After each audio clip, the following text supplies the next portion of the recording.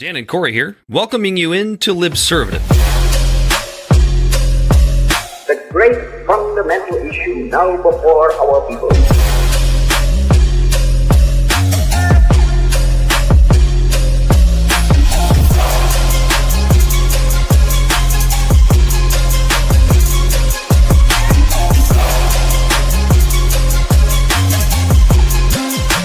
We, the people, cannot turn back.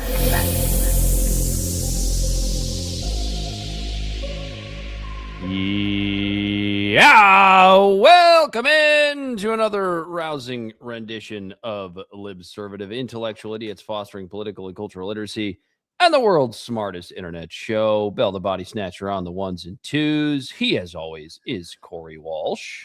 He's Dan Griffin. We didn't plan on talking about this tonight, but apparently the war is back on, and the bombing took place once again during the middle of what was supposed to be negotiations. So what is this, number 4?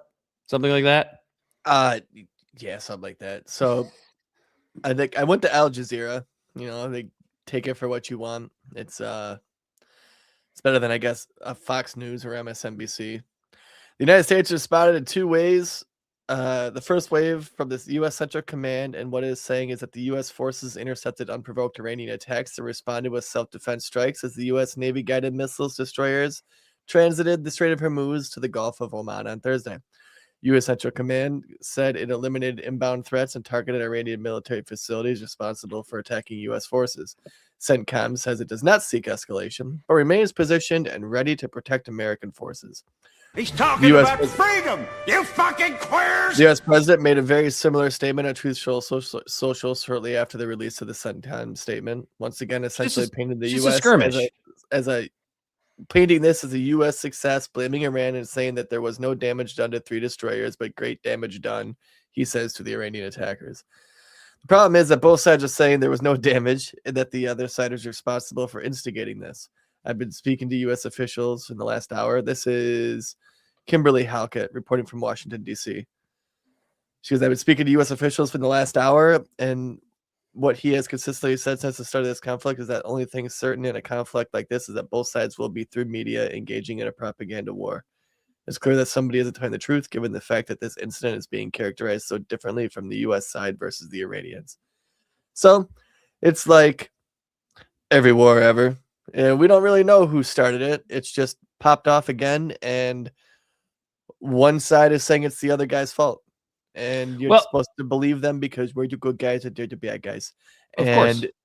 It's so it seems like the ceasefire is trending in the wrong direction, whether it be Twitter or kinetic actions. Well, here's the problem that the United States has right now, and that's the fact that the Iranians have pretty much been winning the propaganda war, as long as you're not watching Mark Levin or Ben Shapiro or Donald Trump himself. The Iranians have been, I'm not going to say believable throughout this entire thing, but certainly more believable. They're using the proper propaganda technique by going, hey, Americans, we actually kind of like you guys. It's your government that we don't whether like. They believe it or not. Yeah. Yeah. They're portraying that message, right? It's propaganda, you know, because there's always been this fear of Iranian sleeper cells, and those may be true. I wouldn't be surprised if every big power had which we're finding out that Iran is a regional power because of this war, that every big power does it, like, probably has sleeper cells of some sorts. We know the CIA is up in everyone's guts. You know what I mean? I'm sure other countries are too. And I'm not saying that. So what I'm saying is that Iran might have some here, but why would they use them if the approval? Bell, real quick, look up the approval of the war, because I know it's less than 50%. It ain't good. Yeah, it's Oh yeah. CNN reports not good. But 100% of MAGA supports Donald Trump. If like Iran's not stupid, just like America's not stupid. Even though sometimes we both portray. I don't know. Who do you want to pull let's from? try to make it like for something that would be more Pull up a skewed pull towards up a this super support. pull up a super pro Trump poll and a I was thinking like super a anti-Trump poll. Rasmussen, and then like an AP or NPR poll. Pull up those two. That's good. Rasmussen's pretty conservative. Trafalgar. Yeah, but it's going to be between 62 and 66% disapprove between the two. between everybody. Yeah, like average. Yeah. So there's only like a 38 between the 36 to 38% approval. For You can just shut up, baby, because you hate America and you love abortion. 32, all 32 to 62% of yeah. 36%. Yeah.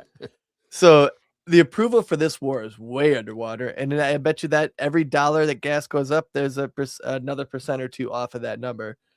And why, if you had any brains, and you already knew that the other country's populace is not supporting this war, I mean, would you really do anything to give them the opportunity to have more support? You don't have to do much. And then if you look at it the other way, Right.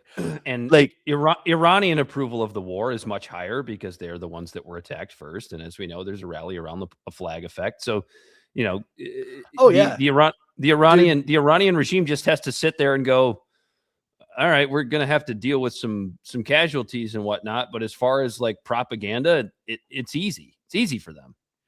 Dude, it could be anybody. We're on the border between Michigan and Canada. If Canada all of a sudden sent takes across the border into Detroit, you best your sweet ass our approval of fucking Canada would go into the fucking gutter. Which, well, they wouldn't be tanks. They would just be like Mounties and like stripped down Humvees with a fucking case of Labatt Blue. No, Mounties on moose because they can swim. We think we're gonna take your territory, bud. Get out of here, you dirty sorry, pigeons. bud. Oh, sorry, bud. But you understand what I'm saying, right? We're making light of it, but it could be fucking anybody. Ohio could invade Michigan, and then we would be like, okay, well, everyone here is in agreement. So Ohio's a bunch of assholes. We already hate them. You know what I mean? So like what I'm getting at is in America, in our privileged, superficial, most of it cultural discourse of us going tit for tat over whether or not you can wear a septum ring and dye your hair, or whether or not you can own guns, or say things that people don't find socially acceptable. All these people that are divided over this shit, even pro-life and pro-choice people. If Canadian Mounties came across the border and started attacking Americans, you bet your sweet ass you would see a transsexual and a fucking guy in a mega hat both holding ARs in a berm shooting at fucking Mounties on mooses. Yeah, and you know what I mean? Even if Trump really was a true fascist, there's always a rally around the flag effect. Yeah. There absolutely is. I mean, those people could like it's that thing like we've talked about before. Yeah, I get my country has problems, but this is my fucking country. Exactly. You know, we're fighting amongst ourselves, but why does someone else feel tries to butt into the fight? It's like, fuck you. This is our thing. Why does this entire war has just become fucking Bill Murray and Groundhog Day, dude? Like honestly, it's that pathetic. Dude, if you make it more general and just say war in the Middle East. Yeah, no, but yeah, exactly. But I'm narrowing it down. I'm narrowing it down just to this, right? Because it seems like every other week, it's we're really close to an agreement. If the Iranians don't agree, we're gonna blow them into the Stone Age. And then it's like we're in negotiations, but we're not going to go to Pakistan and negotiate because it's too far away. You know, we can spend trillions of dollars on our military, but we can't fly fucking Steve Witkoff and Jared Kushner to Pakistan to negotiate. And then when they did, hold on, Corey. And then when they did, they send JD Vance to negotiate. Then we find out the Iranians are like, yeah, we're not even actually going to go. And then when JD Vance does talk to the Iranians, it turns out he's on the phone with Donald Trump 7 fucking times. It's like, why did you even send him if he doesn't even have the power to make a decision as a typical vice president does? And it's like, so this week it's, we're really close. Trump seemed to be kind of on board with the idea of a nuclear proliferation treaty, essentially basically going back to the Obama treaty, offering up frozen assets. Remember when Republicans flipped their lid about Obama's whatever it was $6 billion? Oh yeah, and then whenever you try to tell people they're frozen assets, they're just like, they gave them money, and it's like right. And Trump earlier this week was putting that on the table. But it seems like we go from that to where we're almost at a place where we have a workable deal, and if they do the thing that they said they were going to do, then everything will be okay. The Strait of Hormuz will reopen, but if they don't, we're going to bomb them back into the Stone Age, and then we're really close to a deal, and then boom, the bombing starts again. Then we're really close to a deal again, and then right in the middle of negotiations, either us or the Israelis bomb them again. And it's like, who was the last person in the Oval Office yesterday before the war started up again today? Was it Lindsey Graham? Lindsey Graham or some Zionazi. Miriam Alderson. Randy Fine. Fucking Fetterman. It's just Groundhog Day. It's just the same shit over and over again. Next week, it'll probably be, well, we're really close. We're going to get there. They just have to agree to certain things. It's like, I do hear like the Tucker Carlsons of the world and the people that are really against this war that are still, kind of up Trump's ass, how I do believe them when they say that Trump wants to get out of this, right? A, I think he's bored with it. B, yeah. I think he'll never admit it because he's Donald Trump, but I think he realizes what a huge mistake this was. And he keeps saying the things that are like, okay, we're at least going to go back to the status quo that we had before, which is a fucking loss in every single regard, which we already knew when this war started. There have been people screaming about not going to war with Iran for 40 fucking years because they knew exactly how this was going to play out, because this isn't Iraq, this isn't Afghanistan. This is at least a second world country with like a real government. I mean, they have infrastructure. They have a real government. It's very theologically oppressed. I would never want to live there. But I think that as much as Trump wants to get out of it, there's something that's holding him back from doing so. I wonder what that is. There are various theories on that. One of them is that, another country whose name begins with an I actually has more control over him than he does over his own country. Or it's Epstein, the Epstein list. Or it could be him trying to do the most weirdest way possible of trying to preserve the petrodollar. Could be a lot of things. And it's probably pays attention to those things. It's probably a mix of all of them. Let's be honest. I don't think it is just Israel. Just like, you know what I mean? I don't think it is just the Epstein list. But there's also trying to preserve the petrodollar. That goes right in line with what happened with Venezuela. But there are it was the worst decision to try to solve a geopolitical problem with. But it's like what was it, General Petraeus, when he said, when every problem presents itself as a nail, you're a hammer, you just smash. Or I forget how it goes, right? When you're a hammer and every problem starts, when the only tool you have is a hammer, every problem starts to look like a nail. And that was General Wesley Clark. Yeah, not Petraeus. Petraeus was the guy that General Wesley Clark. Every time I hear that clip, it is amazing to me how much he sounds like George W. Bush. Not like what he says, like his actual voice. He sounds exactly. When you're a hammer, every problem looks like a nail. We got the best military in the world. We might as well use it, or something like that was like what he said after, right? But I feel like that's all our diplomacy is. And Trump, he's just the absolute worst at it. Before you go on, Bell, pull up what the video I sent you of what Trump said. I believe this was just yesterday. Go ahead, Corey. Or were you done? You were. Oh no, it was just So I mean, we just our fucking diplomacy is just been this soft power, and everyone clutched their pearls when the Canadian president said that like it's just been just a facade the whole time, and everyone's like, oh, what? So it's just the global order is over? That's it? And it's Prime like, no, Minister- it's Prime Minister. Prime Minister. What's his name? Oh, Bell doesn't have it yet. Hold on, I'll send it to you, Bill. I got you. Prime Minister. I forget his name. That's gonna bother me.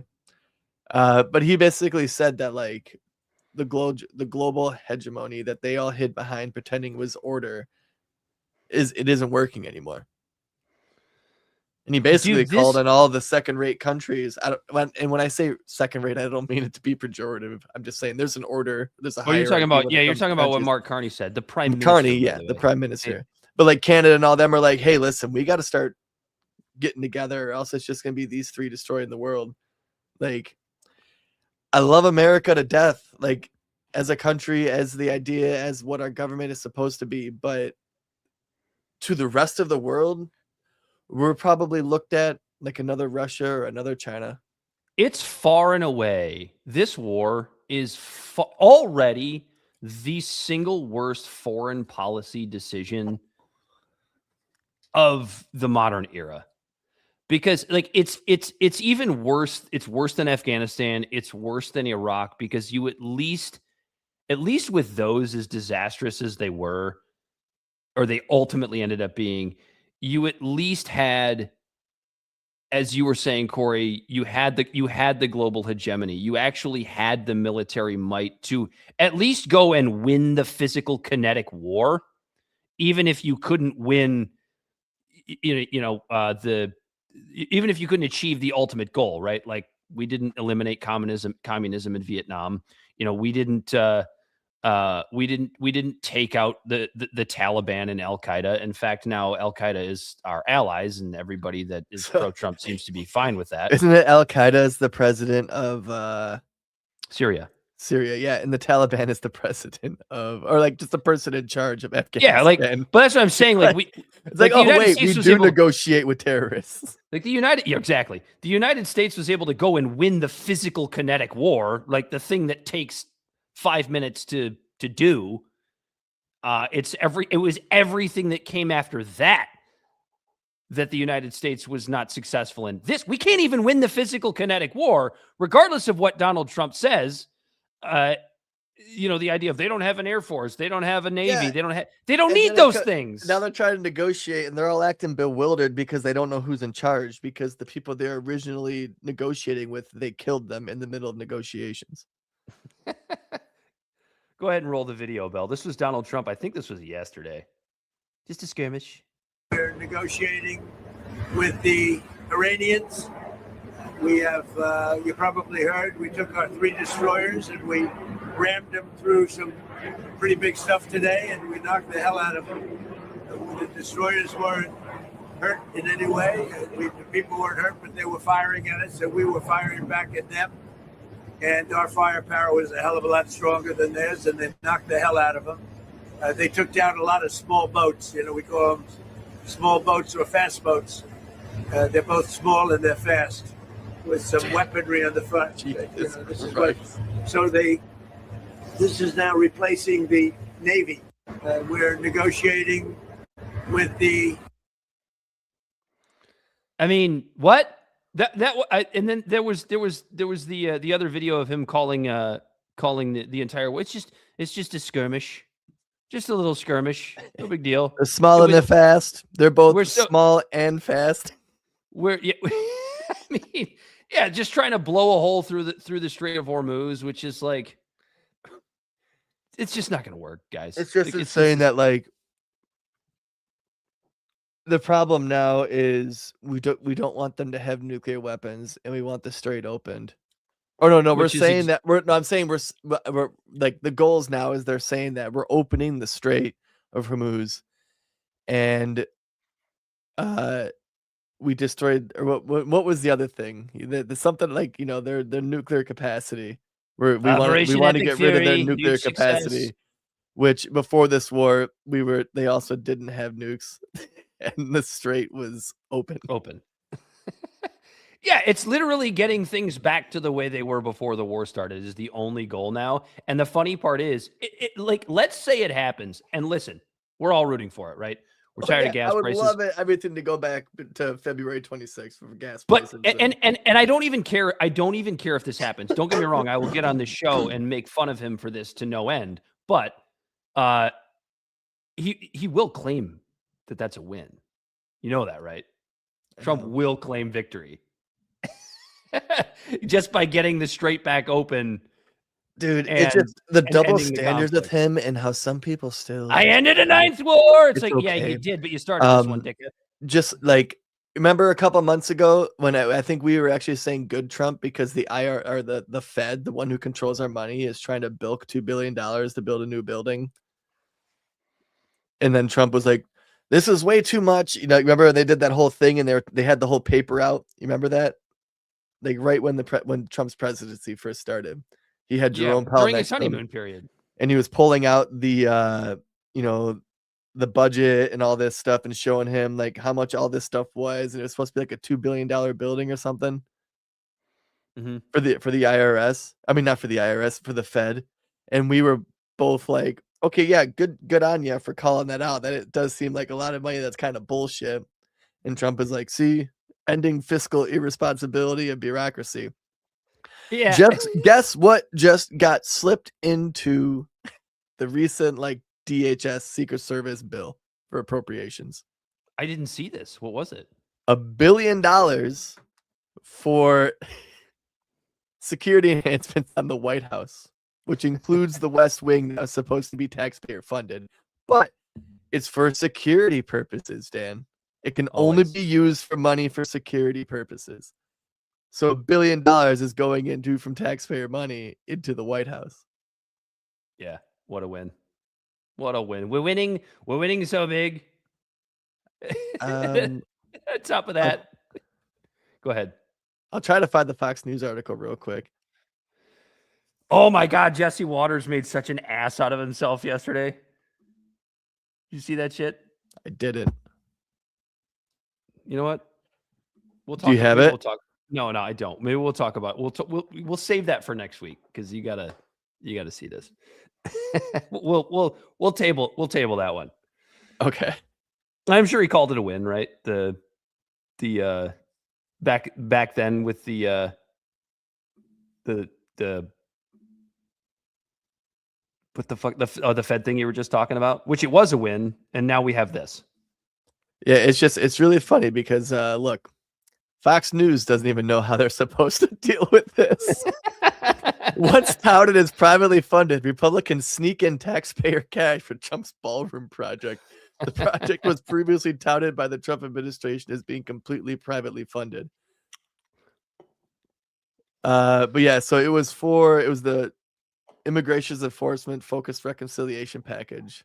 $72 billion to that, but it included $1 billion of taxpayer funding for security enhancements related to the ballroom edition. I bet that gold trim is up there for security, right? It like blinds bad guys when they try to come in, the shine.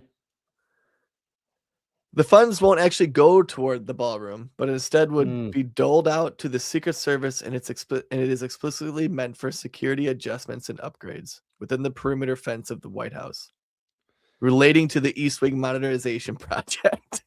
So the money's not for the ballroom, but it's for the ballroom, including it's for the above area. ground and below ground security features. It's for the area just above, just below, and just around the perimeter of the ballroom. Notably, the measure sets guardrails on the funding so that none of the taxpayer money would be used for non-security elements in the East Wing modernization project. I got a question for you, Corey.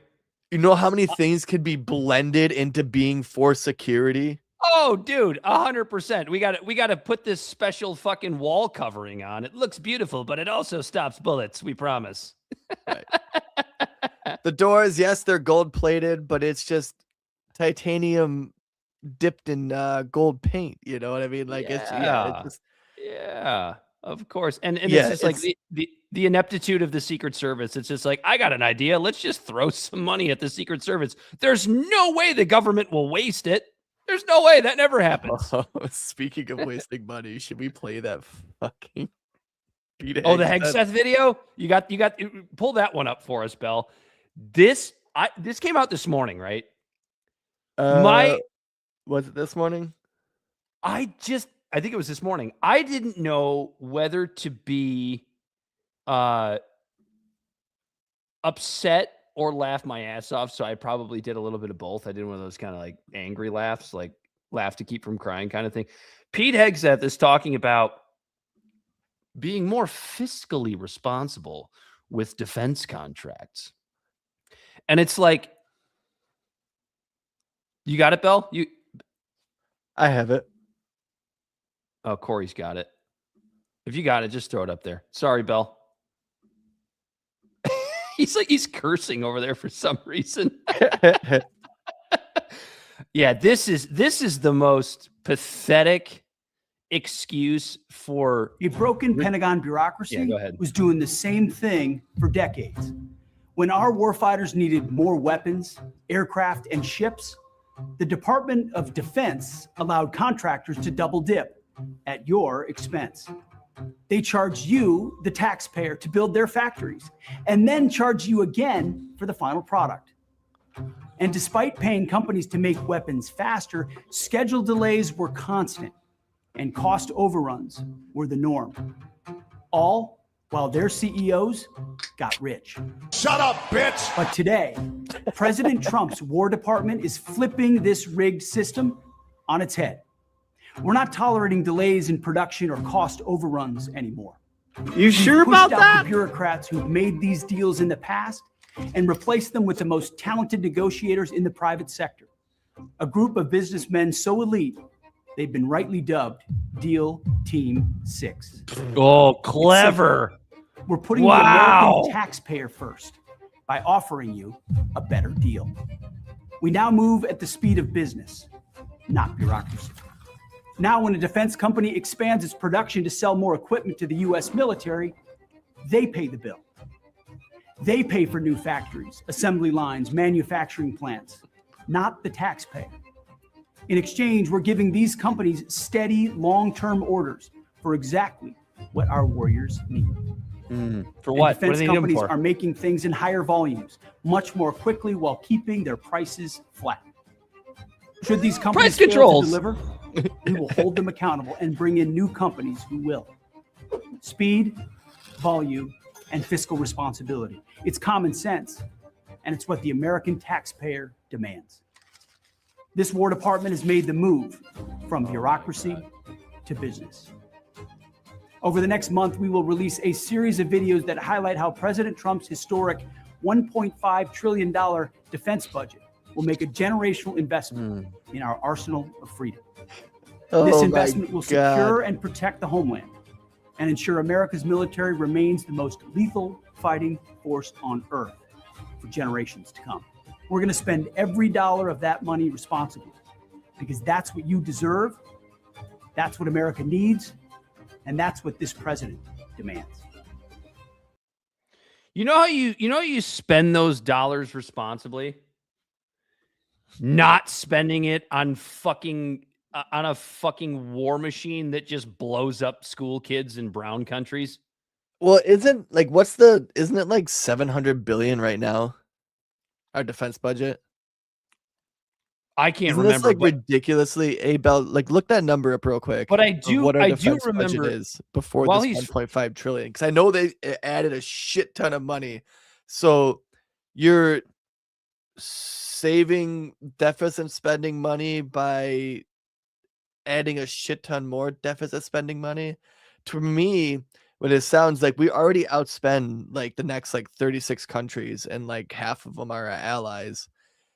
You would streamline the money you're spending and by you, making and, that and money more efficient. How does just adding a shit ton more money into the pot make you more fiscally conservative?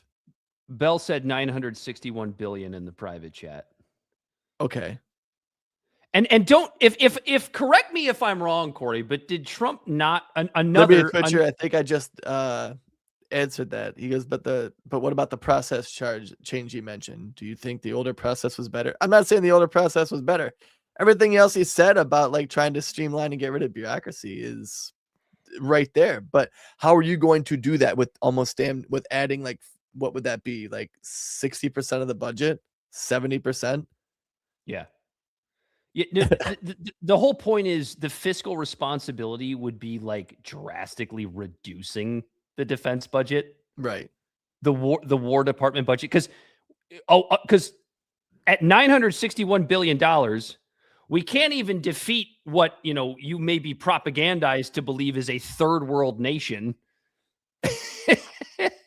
in Iran. Like, we can't even win a kinetic war with Iran because Iran is fighting a war that is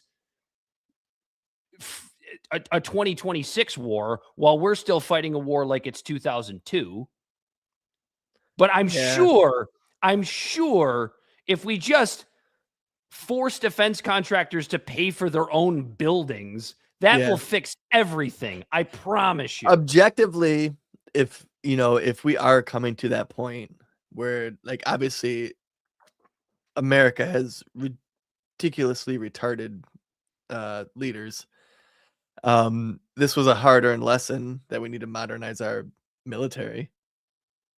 But we should have already realized that fucking 4 or 5 years ago when Ukraine got invaded, but we didn't. You know what I mean? Like, I don't understand that. And so just adding a shit ton more money to that, I don't see it fixing that problem. Well, and the other thing too, Corey, is like you put that video out there, and look, it's Pete Hegseth, right? You know what is also really fucking annoying about that video? You know what it reminds me of? Represent Us videos.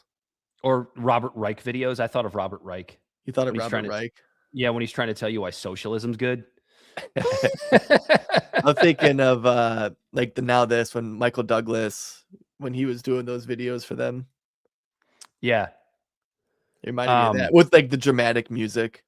But you have Pete Hegseth, who's, he's obviously the Secretary of Defense, right? Like, war is his thing.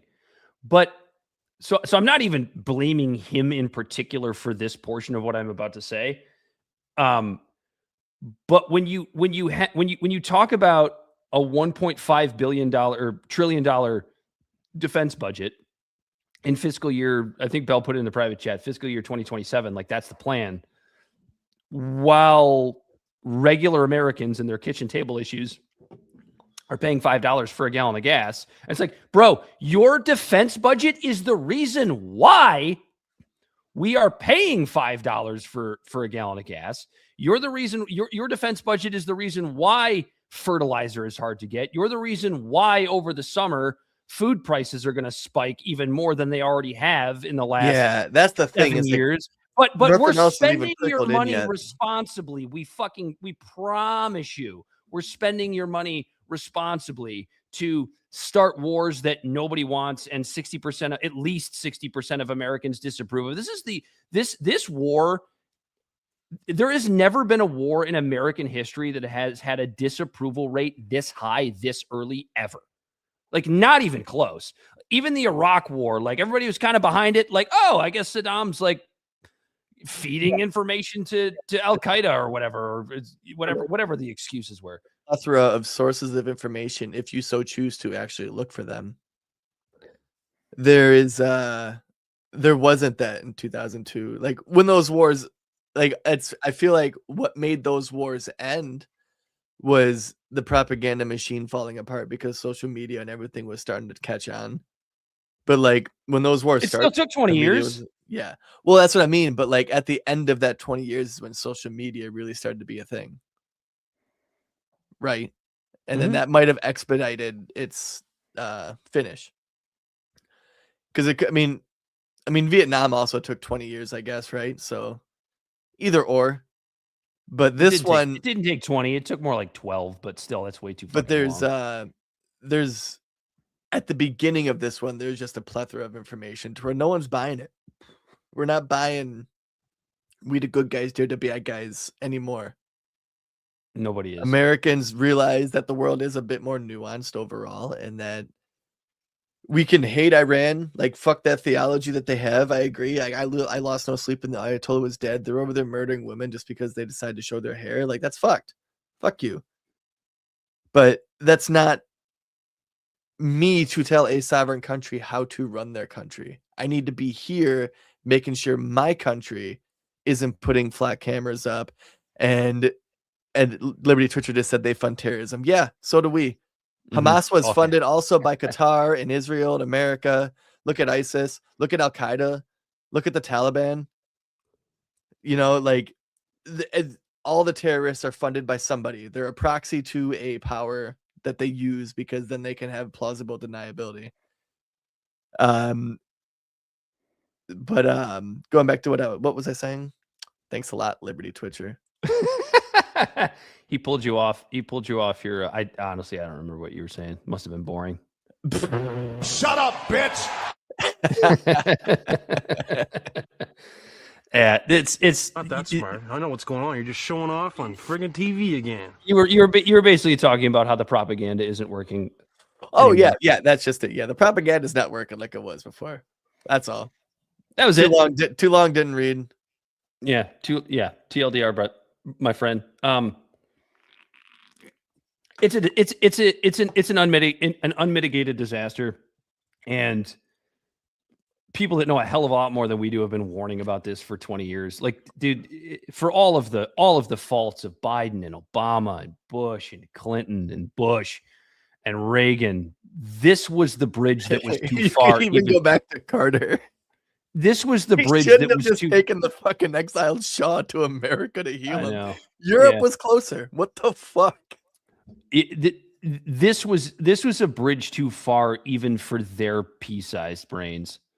But somebody went to Trump and said, "You could be a legend by taking down the Iranian regime, and all you got to do is appeal to Trump's ego." And here we are with $5 gas in a war that is never going to end unless we decide to take an L on it. And Trump taking an L, that's not part of his MO. Yeah.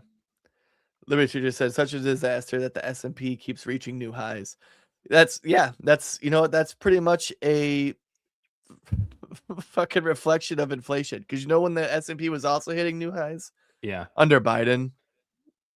The S&P and all that stuff was hit before it took a dip there towards the end, but it was also reaching highs in the first year of his presidency as well.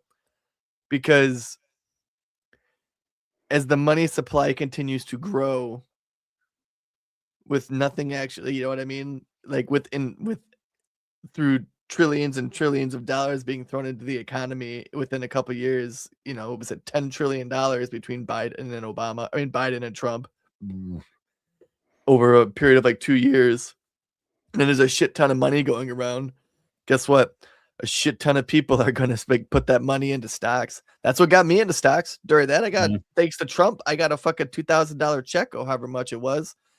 And I threw it into stocks. And deflation of the deflation of the money supply. The more money you have in the supply, sure, the actual physical dollar amount's going up, but the dollar is degraded to a point where you're not any richer. And not to mention, tell that to the contractor who can't afford his fucking diesel to go pour his concrete anymore, or has to charge, the customer now a fuel surcharge.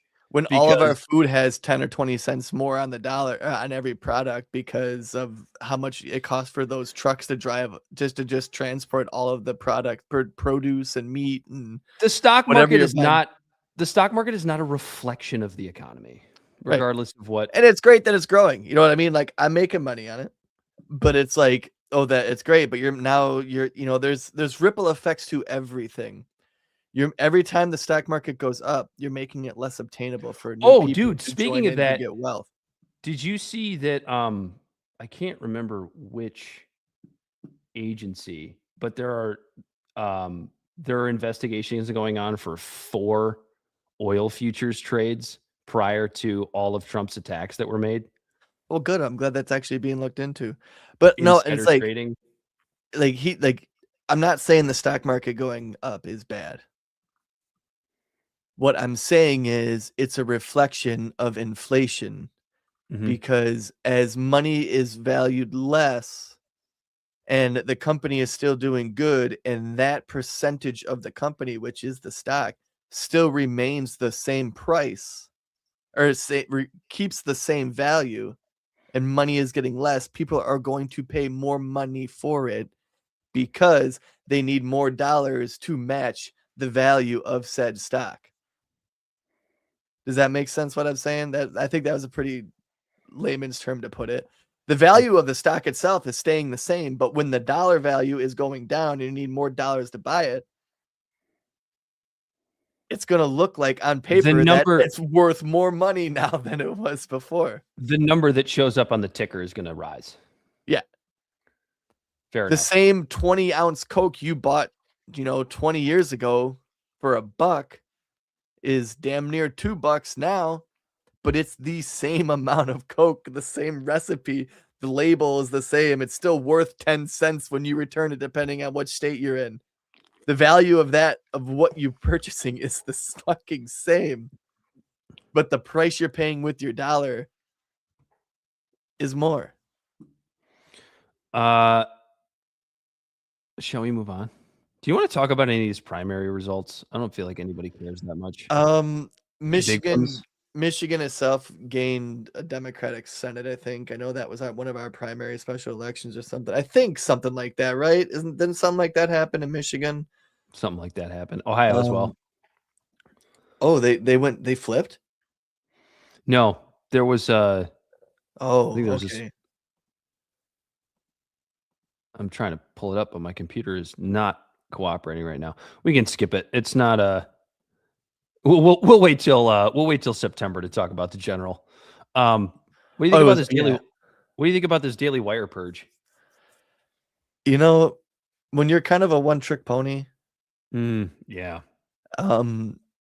Like they kind of started everything about the culture wokeism, but like about their whole thing was owning the libs, but like nobody cares about that anymore. Like it was a privileged thing to care about.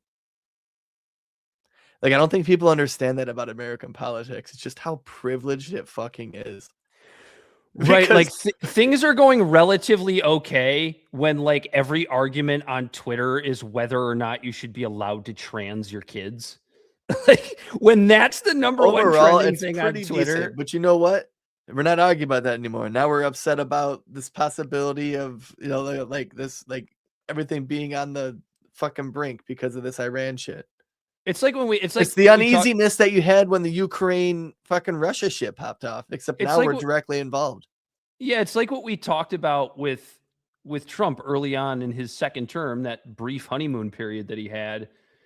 Yeah, dude, owning the libs is really fucking funny. Like when things are going, at least relatively okay.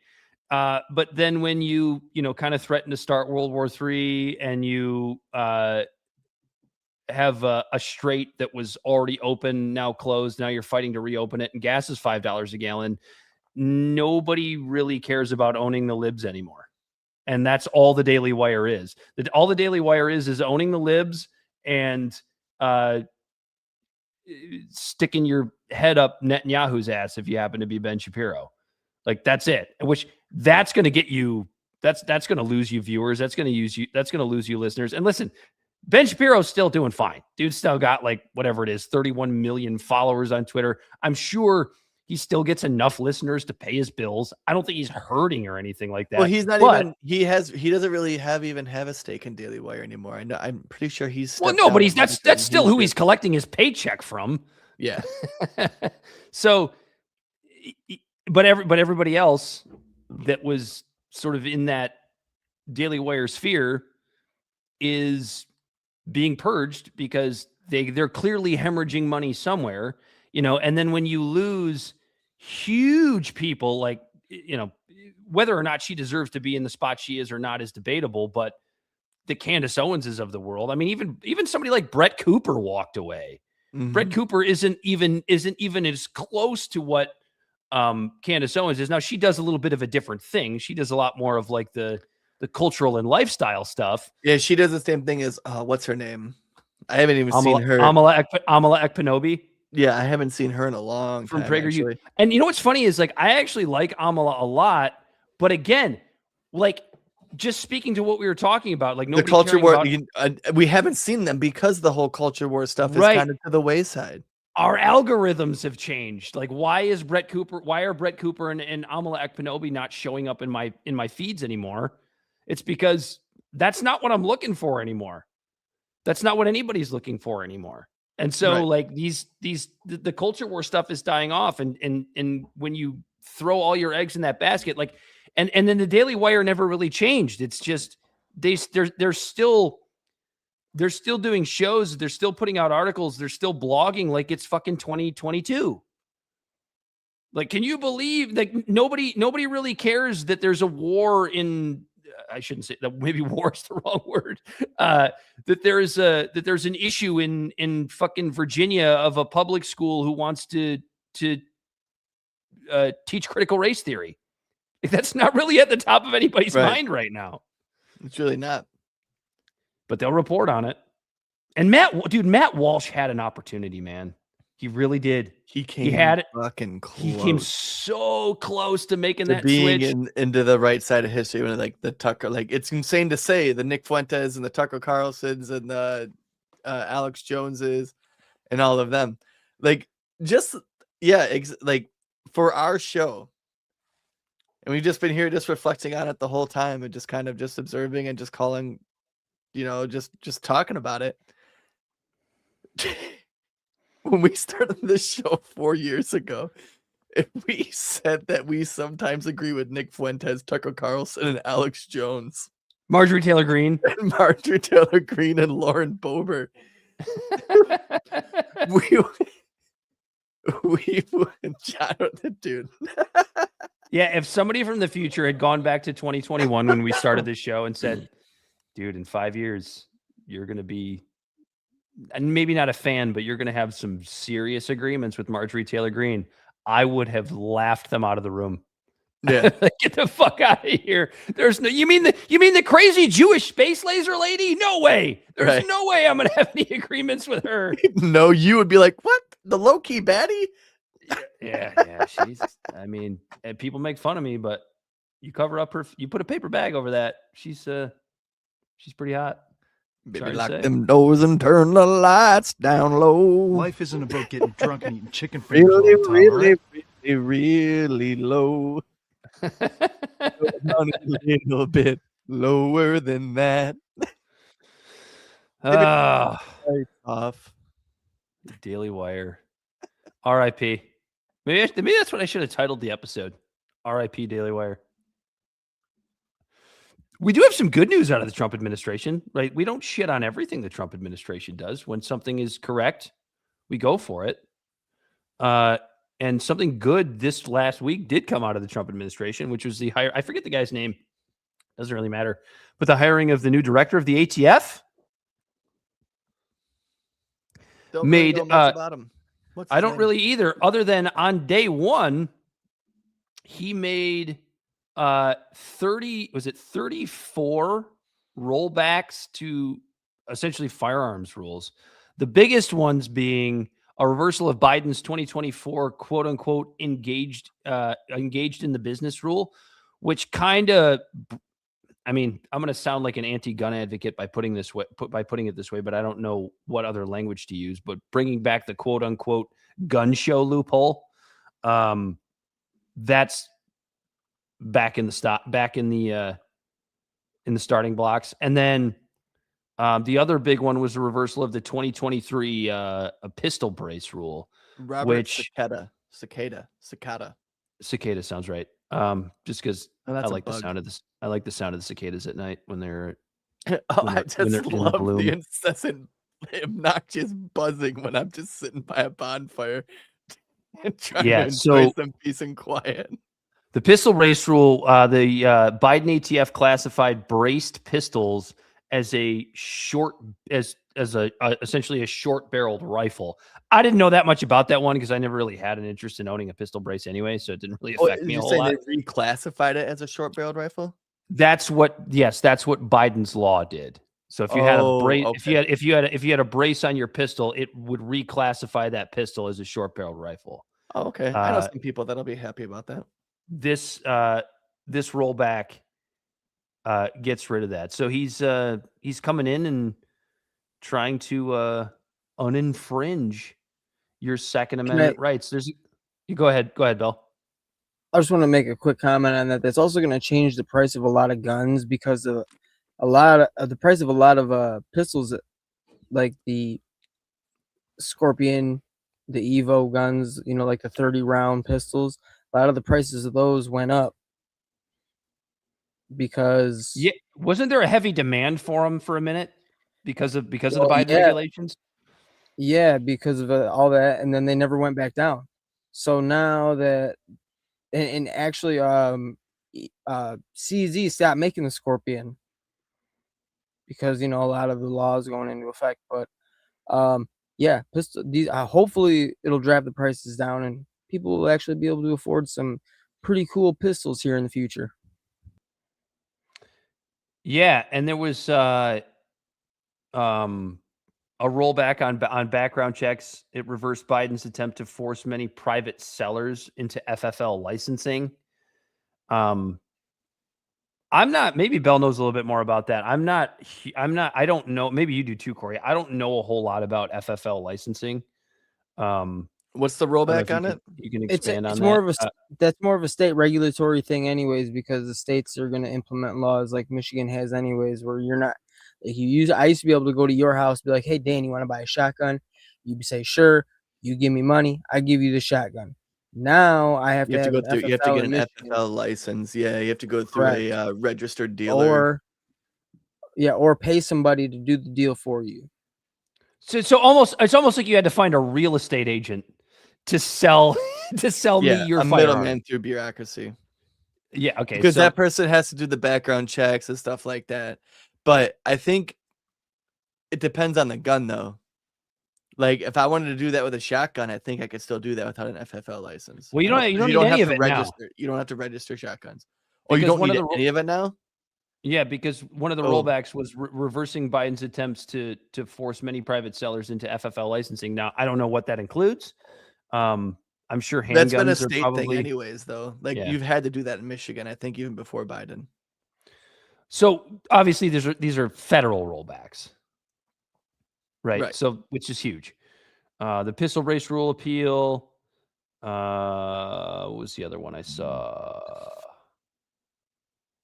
So is the ATF announced 34 total rule changes, but only 2 were major gun policy reversals. So those were the big ones: the pistol brace rule repeal, and the background check rollback.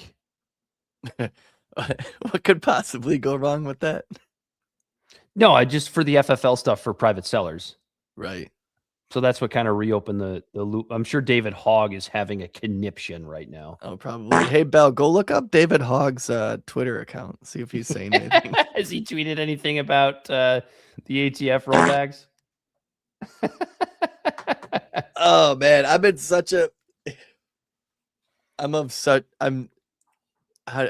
I'm of two minds when it comes to the idea of being able to just sell a gun to whoever you want. Well, if everybody has a gun, it's like I said with nuclear weapons. Like the best case scenario with nuclear weapons is that nobody has one. The second best scenario is that everybody has one. Because then no one will use one. Exactly. Shockingly, I say he said nothing. He probably doesn't even know. He's in Tennessee. Or doesn't use his Twitter. Oh, was it an active Twitter, though? An active tweet? An X? Yeah, he was. Yeah, it's his official X. As far as I know, he's in Tennessee with the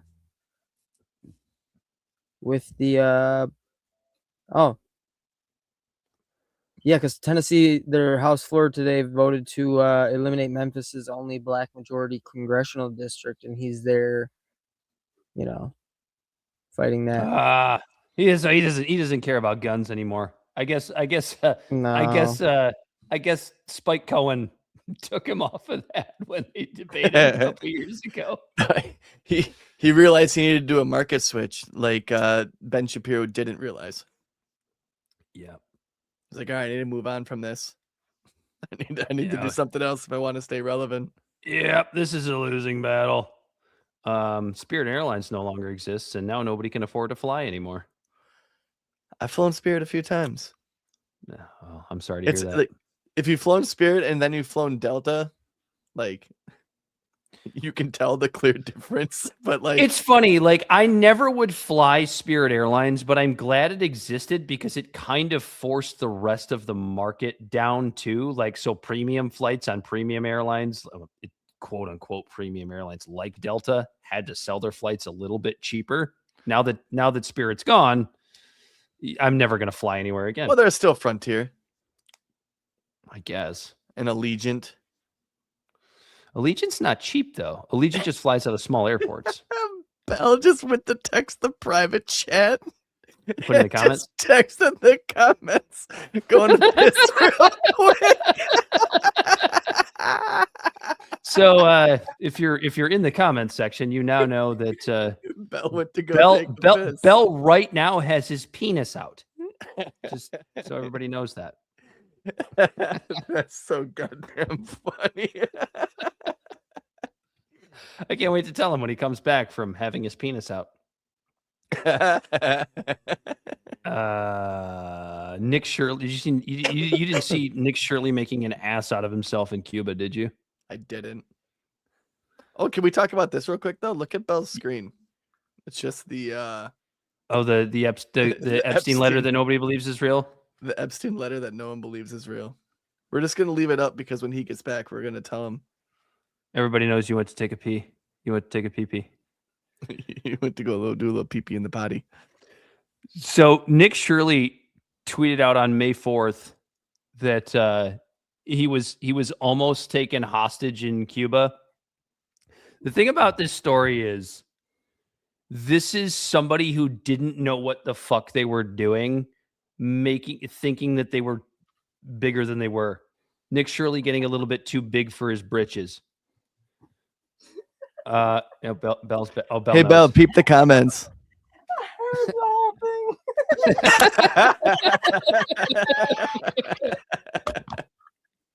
Everybody knew he had your penis out. Nick Shirley got caught with his. Nick Shirley got caught with his penis out because this dude got a little bit too big for his britches and decided he was going to do a little bit of investigative journalism and go to Cuba and let the American people know just how bad communism is, as if we didn't already know. First of all, we already know communism's not good. But dude goes into Cuba on a fucking tourist visa, checks into an unsanctioned hotel with a shitload of camera equipment, and then wonders why the Cubans are being mean to him and threatening to essentially to hold him. I want people to really think about what this actually means. I want you to imagine a Chinese journalist. He's like, well, Ryan Grimm and Hassan Piker did it. Right, because they knew what the hell they were doing. Well, Ryan Grimm did. I don't know as much about Hassan Piker's trip to Cuba, but I want you to imagine a Chinese journalist who works for, in China, which essentially would be for the CCP, I would imagine, getting a tourist visa and checking into the Ritz in Manhattan and hauling up a shit ton of fucking camera and reporting equipment. Do you think the CIA would be on that pretty fast? Probably. And probably detain that Chinese journalist? Yeah, this is the exact same thing. But it's not the same thing because communism is bad. Listen, I'm not a fan of communism. However, Cuba views us as hostile. Breaking news, the Pistons just won their second game. Oh, look at that. Detroit basketball. Detroit basketball. What was I saying? Oh yeah, so Nick Shirley rolls into Cuba into without going through the proper channels, without going into a properly sanctioned hotel, where the government of this country views us as hostile, as we view them as hostile. And you can have debates about whether or not that's necessary or not, but that's the case. And then wonders why he's being asked questions and he's being detained. And it's like, Dad, you don't even have to go as far as China. Imagine if a Cuban, instead of showing up here on a raft, has checked into a Miami hotel. And no, they have an itinerary because they can't fly directly from Cuba. It has an itinerary that goes Cuba, Toronto, Detroit. And then he checks in at the Renaissance. And then the next day, he's just out there with a fucking camera and walking around. It's the same exact thing. Yeah, it wouldn't be exactly taken well. And I mean, basically what Nick Shirley exposed was how ridiculous our sanctions on Cuba are. Because if there were no sanctions, this probably wouldn't been as big of a problem. Because if I've said this once, I've said it 1,000 times. I don't give a shit if Cuba's communist. I don't care. It's not my country. They can be as communist as they want. And then, they always especially, well, it's not even just this administration, it's every administration, but this administration in particular, they want to talk about how they want to, free the Cuban people, and we could lift the sanctions if they would stop doing this. And Trump going, we allowed a Russian oil tanker to go through. What do you mean you allowed? You allowed a Russian oil tanker to go to Cuba? So you're president of Cuba now too? I bet you he wouldn't say that in Russian.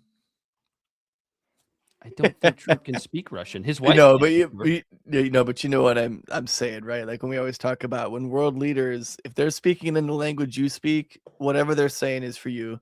And when they're speaking, Netanyahu does it all the time. It's what they're saying to their people. Netanyahu does that shit all the time.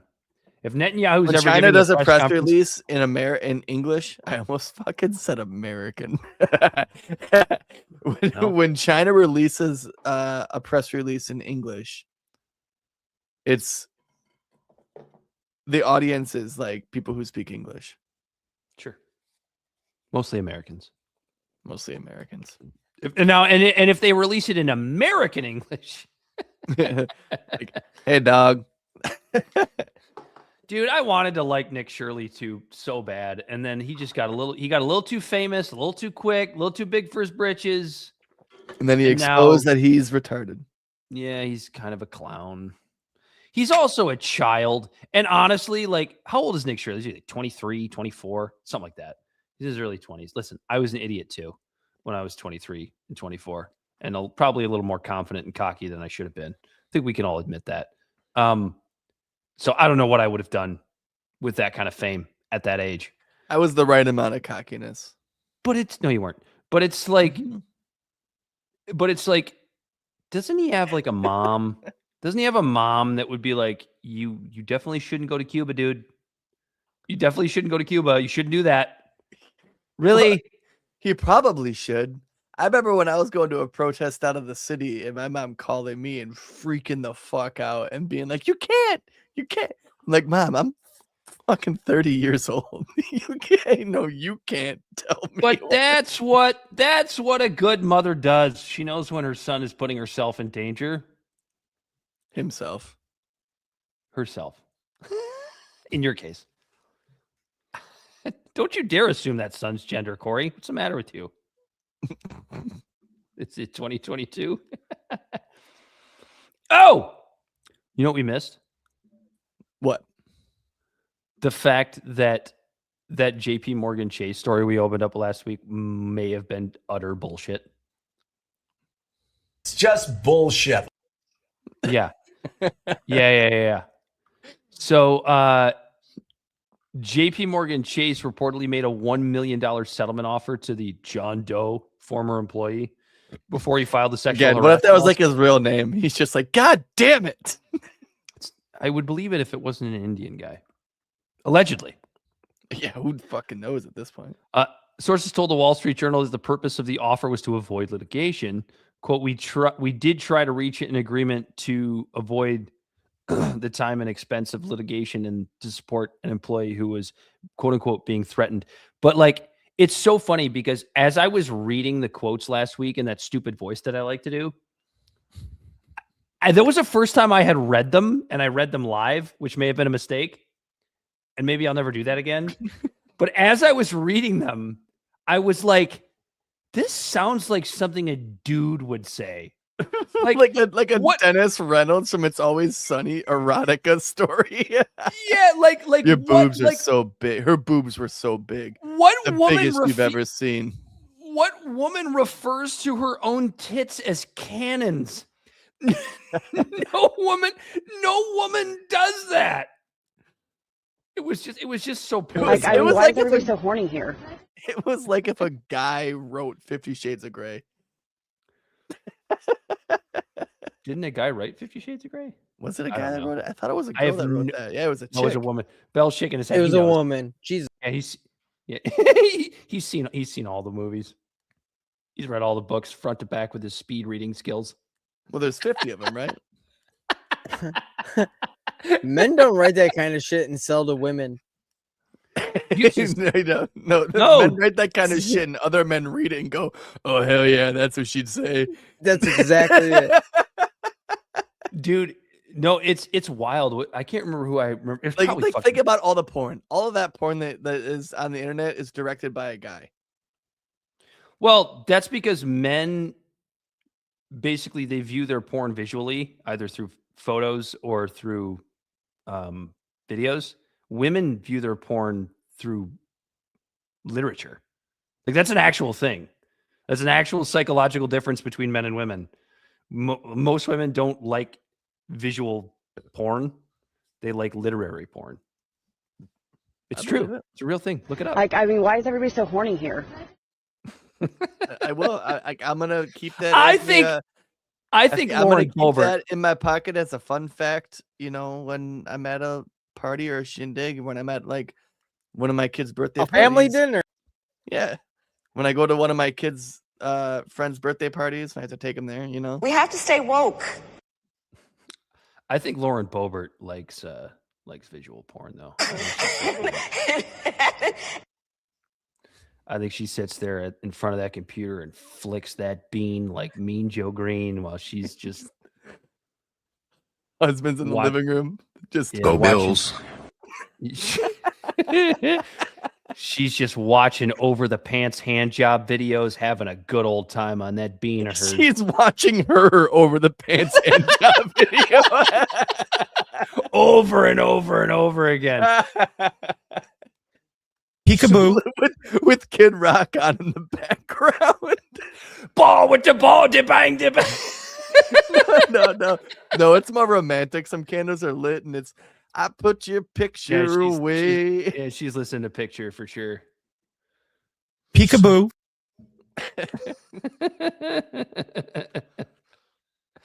What else we got, Corey? Got anything else good? Spear went down. Israel still bombing Lebanon. Nobody cares about that.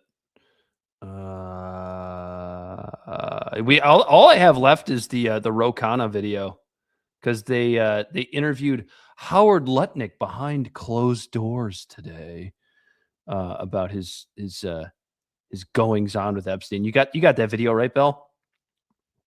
Bring that one up because Howard Lutnick, if you don't remember, not that long ago, months ago. For those who don't know, Howard Lutnick, the U.S. Department of Commerce Secretary, mentioned that the last time he saw Epstein was in 2005 after he went to the apartment and was like, why do you have this massage table in your living room? That's really fucking weird. And then Epstein went, I get massages and the right kind of massages. And then he went, Yeah. He looked at his wife and he said, we're never coming back here again. And we all know that that was bullshit. I'm going to take a leak. Go ahead and roll this, Bell. I'll be back in time. I'm listening.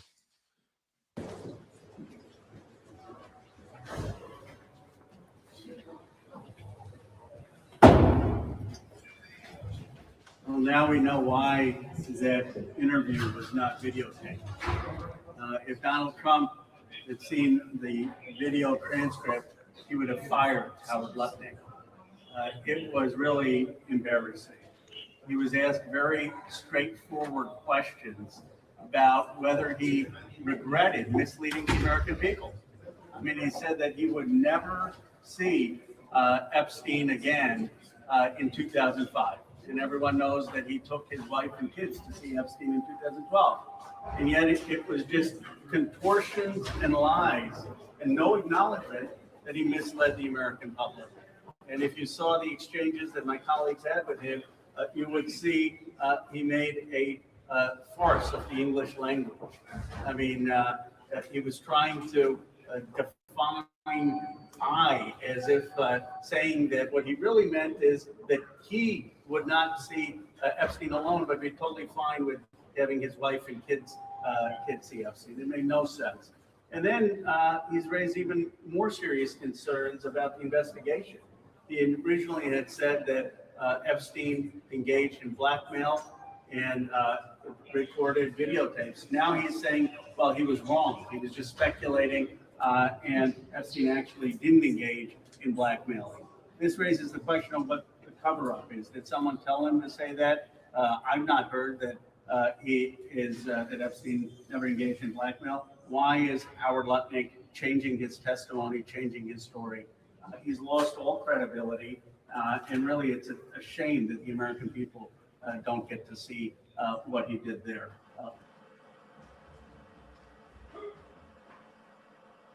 I'm glad to see that even with all the chaos and all the distractions going on on the global scale with Iran and stuff, that some of the representatives who don't hold an ample amount of power to end that stuff are still saying, following their little moral compass and sticking to the script when it comes to this kind of stuff. And I also want to say, but yes. And I also want to say that, Dan, yeah, I didn't really notice it until you were gone, but like with your background and your lighting, it looks like you're about to make either a ransom video or a manifesto.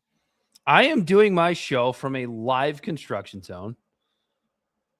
So this is what you see behind me. This is going to be our castle for the show. I'm putting a lot of work in. I'm doing this all myself. A fortress of solitude. Look at this coat of drywall. Look at this. Look at what I did here. I did really good work with the help of AI. Well, there you go. Doing it with my own hands. I'm a blue collar guy at heart. I swear to God.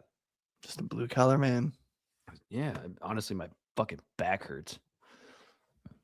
It's like it's supposed to be. It's just like, yeah, I'm supposed to have back pain because I'm a blue collar guy. I'm a blue collar guy. Look, I got drywall mud on my hands. Now that I'm in management, I'm right on the fringe. Yeah. I'm on the fringe. I'm like dipping my toes in. But it's good. You're right, Corey. It's good to see that there are at least a few people left that aren't letting the Epstein stuff go away. Nope. Thomas Massey's pulled back on it a bit because he's got a big fucking election to run, which, by the way, or a big campaign to run, which, by the way, absolutely perfect timing for him to go on Tucker Carlson's show. Oh, it's almost like he probably has a competent campaign manager.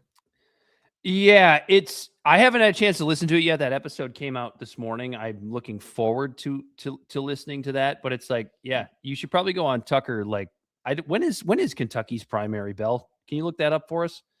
I think it's the second week of June, something like that. Bell will find it for us. But I honestly, people every fucking presidential election want to run around and talk about how it's the most consequential election in American history because our democracy is going to go away. I truly believe that this is maybe the most consequential. This one is pretty consequential. Yeah, it's the most consequential, certainly House race that this country has maybe ever seen, but certainly in the modern era, because it shows that if you have some principles and you have the American people at the center of your campaign and your time in Congress, you can still get elected. And I am a little bit, I'm even if he wins, and he should, He is ahead in the polls. But I'm a little discouraged that it's as close as it is. Right? Like you would hope that a guy like Thomas Massey, who is principled, seems to be a genuinely good guy, and there are like 5 of those in Congress, has to fight and claw to beat a fucking Zionazi funded shit sandwich like Ed Galrain. That's still, even to me, a little bit discouraging.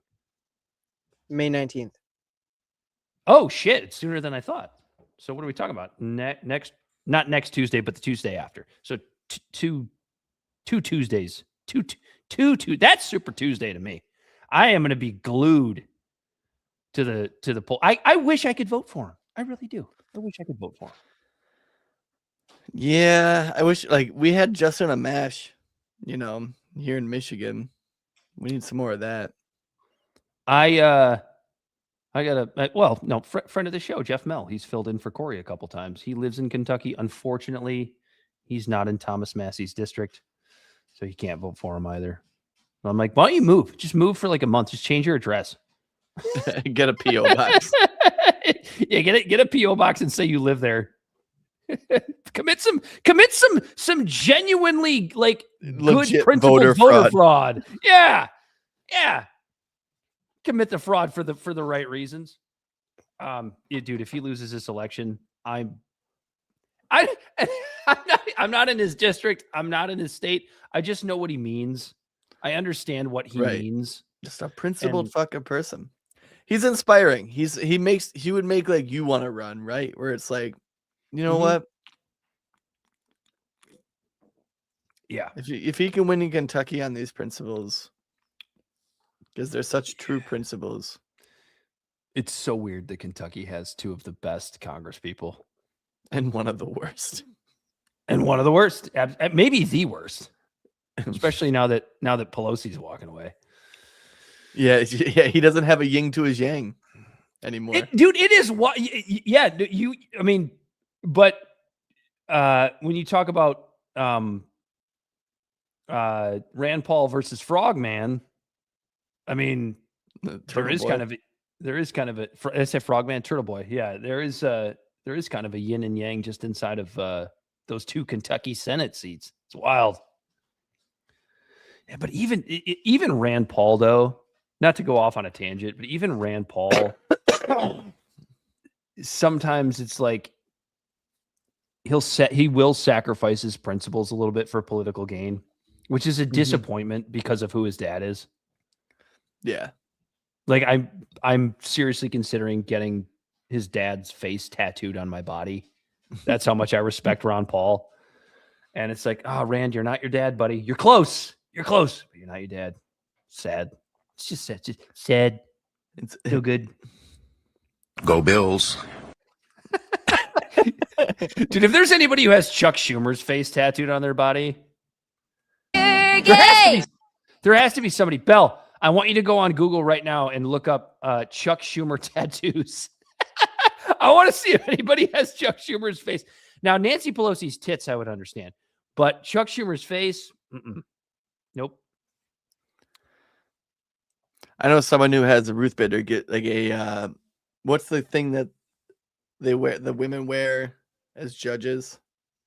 I don't know what Nobody's it's got a called. Charlie Schumer's tattoo. Nobody's got a Chuck Schumer tattoo. Good. The world hasn't gone completely to shit yet. But you know the thing that the women wear, or Ruth Bader Ginsburg wore that white thing. Yeah, the little collar thing that they wear. Yeah. I don't know what the hell they're called. I know someone who had that tattooed on him. Was it in honor of Ruth Bader Ginsburg? I think so. Yeah, that's fair. I mean, she was culturally super relevant. I get it. She turned out to be making the worst mistake that any Supreme Court justice has ever made. That was like honestly, like when it comes to like people say, oh, she's liberal, but like a lot of her liberal stances were based in just like personal liberty, so like a lot of her rulings I really don't have any sort of qualms with, but her little weird stance of I'm gonna wait for the first female president really fucked up the whole Supreme Court. At least, I mean, it turned out to be relatively not as okay. bad as it could have been. Yeah. Yeah. Even though the Supreme Court just completely ruined democracy with the stuff we talked about last week. I don't buy that for a second. Like, just end gerrymandering. No, they narrowed the scope. Like it's not up to them to make this legislative rulings. Nope. It's because all of these senates and all of these houses are so goddamn incompetent that all of the court system is doing is their best to narrow it as much as they can for the law and basically leading a horse to water with fucking Congress to do their goddamn job. Because none of this would be happening if they just outlawed gerrymandering, which right now it's actually the Democrats. So give them some kudos because they're the ones that keep introducing bills to end national gerrymandering, and the Republicans keep fucking stopping it. Yeah, but now because you remember, like every ruling that like we talked about it last week, right? But every ruling that the courts make is like a layer based on other rulings, and they just had a ruling in like 2023 or 2024 that said you can't gerrymander to infringe upon the rights of any minorities to vote.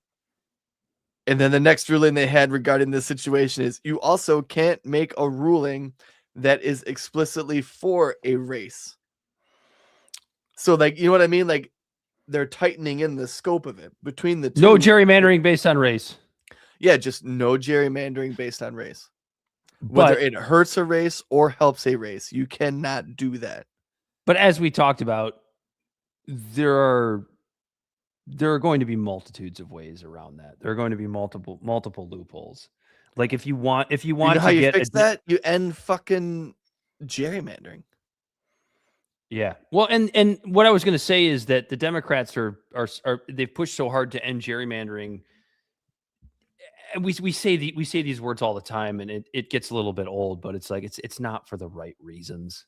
It's not because gerrymandering is wrong. It's because the district lines they've set are pretty advantageous to Democrats. If that ever changed and it was more advantageous for Republicans would be the ones trying to end gerrymandering, and Democrats would be the ones gerrymandering all over the country. Like it's never for a principled reason. Look how many states are like Texas is the one who kicked this whole shit off, and then as Democrats are bitching about gerrymandering, they're also doing gerrymandering.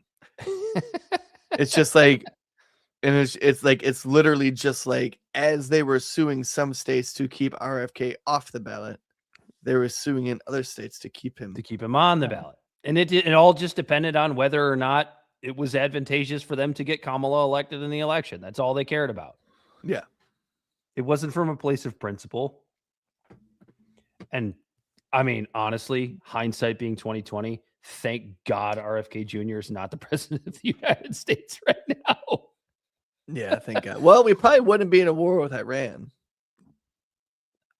I mean, who knows, dude? He's super supportive of Israel. I mean, who the hell knows what would have happened? That is true. It's like, I don't know. It's just every time we think we have, some sort of principle. Because if you remember, we went to one of RFK's little rallies. You and I went. We put on suits. We took a picture with him. We fucking shook his hand when he was up on that stage talking about ending global hegemony and visiting these Middle East countries and how these wars aren't what we're supposed to be doing. Yeah, but oh man, as soon as he weasels his way into the Trump administration, now he's fucking backing up glyphosate companies and fucking.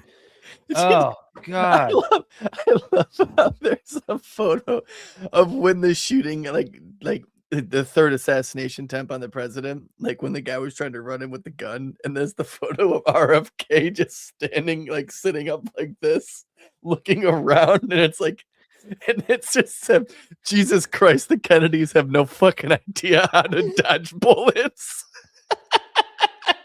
Well, he had to get his methylene blue injection. That's what he was working on. He's just like, they can't dodge bullets for shit. Oh my God. What kind of world are we in when we are a week and a couple of days removed from a genuine like assassination attempt, and we're just sitting here laughing. It's not just us. Trust me. This is just the world we live in today. Eric Belfiore asked, "What you guys think of Secret Service pulling out Vance for Trump in the last debacle?" Don't know what to make of it.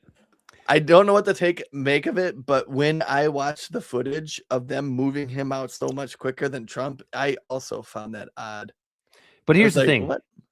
But also, he's a lot younger. He's a lot more nimble. No. There's not just that. There's also there's an even more sort of reasonable explanation for why that would happen. What do you think? There are Secret Service members assigned to Donald Trump, and there are Secret Service members assigned to JD Vance, and JD Vance's guys were just quicker. You know what I mean? Like this. Yeah, that's true. I don't really make that much out of it. Between him being younger and between how the Secret Service details are divvied up, I mean, it was all. It seems like a farce to me. At least they were all the right height. Mm. You know, like.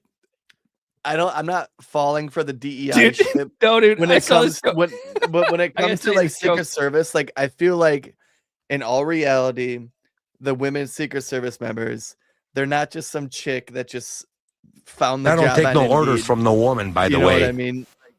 They're probably very, very, very capable women. But the problem is, and I don't listen to women yelling. I tell them to shut up. Women are shorter.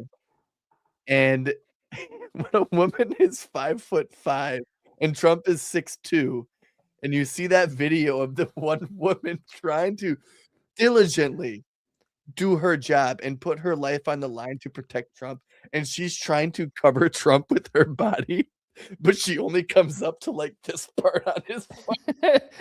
It's like, oh, it's like honey. Jumping. She's like jumping, please. Like. I feel like if I was on a subway anywhere in the world, like I would rather have that woman with me if she was like that type of position than most of my close friends or anyone I know, right? Like you would feel safer with her in your presence, but when it comes for her to try to protect you from a bullet, good luck, I guess. It was just like every time I see that photo, I'm like, oh, fuck, the whole DEI argument is kind of right about some of this shit. It's like a bear trying to hide behind an Indian guy. You mean an Indian guy trying to protect a bear from a hunter being shot? Sure. From a hunter trying to shoot them. Makes like sense, trying to stop a fucking bus by putting your hand up. Please don't shoot. This is a good bear, I promise. You have to eat vegetarian like our Hindu culture. No, please. Wasn't there just a bear attack at Yellowstone the other day? Probably. I'm sure they happen often. People are fucking idiots. There's always bison attacks too. That's a cute bear. There was a beaver attack recently. Don't talk about your wife that way. That's mean. I seen the beaver attack. It was in Jersey. It was a bunch of kids. he was in the cuck chair. Seen the beaver attack. Oh shit! My table's about to fall over. That's what I get for. I don't even know if Bella heard what you said right before he said that. I did. I did. You're gay. He was Louis C.K. in this. He was just... You mind if I just sit in the corner and jerk off? And I don't take no orders from no woman, by the way. It was all cool until he cried after. I didn't understand what that was about. God. Time for a little drinking pool. I never sucked any ding dongs. You neither? Oh, I was going to say so. Oh, yeah. No, this joke I heard the other day about the JD Vance getting taken out before Trump. The Secret Service just came and said, we have a freshly lubed couch behind stage for you. It's just covered in KY. I love how it's just such a bullshit. Like, I don't even know if the story is bullshit. It might be true, but it's like such a little like trivial thing in the grand scheme of everything about this guy's life. But he might have fucked a couch once. Dude, that video of that they released recently of the guy actually running through the guy was taking down the metal detector. Did you see that video? Like the CCTV video? Nuh-uh. So the guy there was like I don't know who he was. I don't know if he was like a hotel worker or a Secret Service guy or whatever. He was taking down like the metal detector, and you see the guy blast through the door and run through with the gun. You didn't see this video? Mm-mm. So the reaction of everybody as they see him come through, it's like the president is literally like I can't remember if did he come in from above or below? I don't remember. But the president is like less than 30 yards away. And there are people just, I don't know, like super nonchalant. And then this guy comes bowling through and everybody's like fumbling for their guns. It's just like, this is who we have to protect the president of the United States. I guess, yeah, right. It's just like you're supposed to be like prepared for all situations. And the idea of just some Joe Schmo just running through like he's streaking during the Super Bowl during yes, that's what it looked like. No, that is the perfect analogy. It's exactly what it looked like. And then they looked like the fucking fat security guards that are trying to tackle the guys streaking during a baseball game. That's the other thing is like I'm like, and this is why like when everyone's like, oh, it seems staged, and why I don't think it was, is they got him alive. If there's a patsy, they're probably killed. Look at Oswald. They got him alive because it was staged. That's 4D chess, Corey. We know Trump's good at 4D chess.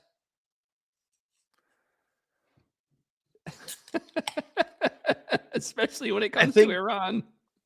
I think Trump's idea of chess is watching a screensaver. So Aaron said that guy was cleared by security at some point. No, so he talked about what he did. He just checked into the hotel. He checked into the because it was at a hotel, and he checked into the hotel just like 2 days before.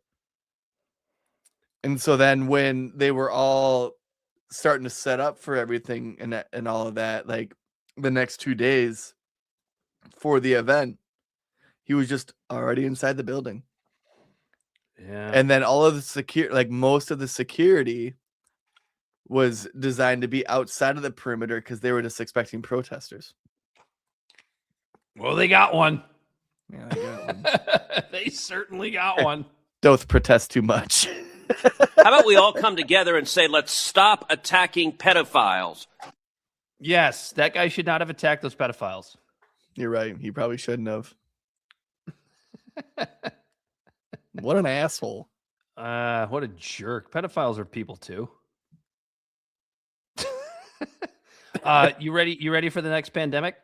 This has been a big story today. The Hantavirus. The Hantavirus pandemic. The Hantavirus. The Hantavirus. Oh, yeah? Google it. It's from hentai. Yeah, Google image hentai. Guys, look it up. Yeah, Google image search hentai. Oh,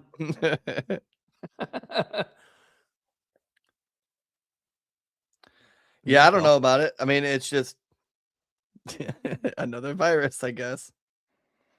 Dude, it's been all over corporate media today. I don't know what to make of it, right? Because like everybody points to COVID, and I understand why, right? It makes complete sense for everybody to be like, all right, here we go again. Here comes the government trying to shut shit down for their own power structure reasons or whatever it is. But I want people to consider this as well. We also had the scare over Ebola. We had the scare over the swine flu. Like this stuff is happened before and not gotten to the level of what COVID was. At the same time, I'm kind of glad people are bringing up what happened during the COVID regime, because I've said this a million times. I never want that fucking shit to happen again. You know, so anytime that there's like these weird virus scares, absolutely, please bring up COVID again. But also the other side of the coin is, well, that's something else we've talked about on our show for a while, how our government just, for the sake of like saving lives, completely fucking blew COVID. my God, did they completely just they fucking blew it. The way they didn't pivot, and then they kept people locked in their homes and shut everything down and were arresting barbers and shit. And that was with a virus that had like a 0.0001% chance of like killing you. And I know people who died from it. And even still, the amount of people like in my personal life that I know and who got it versus like my one cousin who died, RIP, like it was really, that's sad. But the amount of people who got it versus who actually died and like how deadly the disease itself actually was on the grand scale. And for what that, and for the response that our government gave it, completely just blew any credibility that they'll have for anything that if a disease does come along and it is actually deadly. Well, that's the whole thing. You're right. Like that like if this is actually a thing, like a lot of people are probably gonna die because It's like it's the it's the boy who cried wolf scenario that we always talk about, where it's like when you run around and call anybody 2 clicks to the right of Bernie Sanders a fascist, when the real fascists come along, nobody believes you. COVID is one of those things. If there is a real pandemic that like where there's a virus actually killing people, well, now you fucked yourself because you lied. You had Anthony Fauci, who is an absolute fucking criminal and should be in prison for the rest of his life. Oh, and guess who's not like, and guess who's not guess which administration isn't trying to pursue charges for him? The Trump administration. Trump administration. They can. He's been pardoned. He was preemptively pardoned by Biden. Remember? Hey, but remember who hired Fauci? I thought the Trump administration. I thought he was head of HHS even before that. Oh, you mean even under Obama? Look that up real quick, Bell. Look who originally hired Fauci. Because Trump sure paraded him around like he was the golden boy there for a while. Oh yeah, no, Trump wasn't any good on COVID. He was terrible on it. He's the one that passed Operation Warp Speed. I mean, what do you want to know?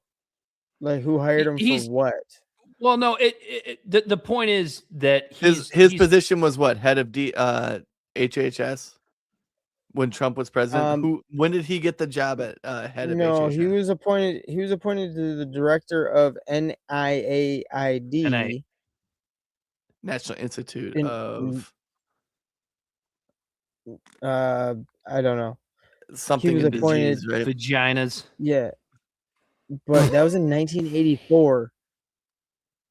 Yeah, he's been a high up official in the government. Oh, that's right, because he botched the AIDS epidemic. He botched the AIDS epidemic, Yeah, and everybody forgot. And everybody magically forgot about that when COVID hit, including me. Reagan. And he just stuck around for Reagan, Bush, Clinton, Bush, Obama, Trump. In various positions. And then he decided to walk away when the whole world called him out on his bullshit. I wonder what he's saying now. All right, I'm done here. I'm gonna look it up. I'm curious. I'm just gonna hey, Grok. Because Grok is the arbiter of truth. Everybody knows that. You know it's true, right? Is it? It's totally true. Let's see. Every tweet I see that has any sort of like argument about any sort of opinion, there's always a comment that says, "At Grok, is this true?" Has he said anything about Hantavirus yet? He's probably. I mean, Anthony Fauci's evil, but he's not stupid. And he's old now. He was 80 when COVID started. There he is wearing a Georgetown hat. Throwback Thursday to when I exposed Fauci's contradictions. This is a Rand Paul tweet from 14 hours ago. Well, here's a video. Hold on. Let me play this. All right, go ahead and play that, Dan. Wait a minute. Hold on. I found a better one. Here we go. I have to share my screen. That's the only way this works. Here we go. Share this tab instead. I'm just going to walk everybody through this like a fucking boomer. And then you double click this. Push the X. Push the X. All right, let me restart it. Disease. I'll get to in some of the latest slides how this disease, which we surmised early on, started off in the male homosexual population in this country. Not that there was anything intrinsically different or wrong or what have you about homosexuality. It was very simple. It's straightforward epidemiology. You take an infectious agent and you introduce it into a population in which the spread among those individuals, if it's sexual contact spread, it's a perfect setup to spread. Given, as you heard from the introduction, that I have been around for a while and have had the opportunity and the privilege and the pleasure of serving in 5 administrations, I thought I would bring that perspective to the topic today, is the issue of pandemic preparedness. And if there's one message that I want to leave with you today, based on my experience, and you'll see that in a moment, is that there is no question that there will be a challenge, the coming administration, in the arena of infectious diseases, both chronic infectious diseases in the sense of already ongoing disease, and we have certainly a large burden of that,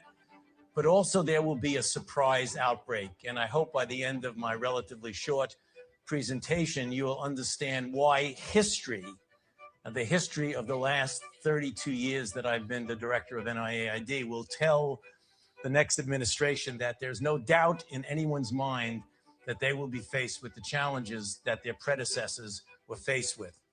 So for those who think that infectious diseases is gone, there's so many people who've made foolhardy statements, not knowing at the time what is likely to happen. I don't know if it's going to be next year or 10 years or 15 or 20 years from now. This is 2025. He's saying this.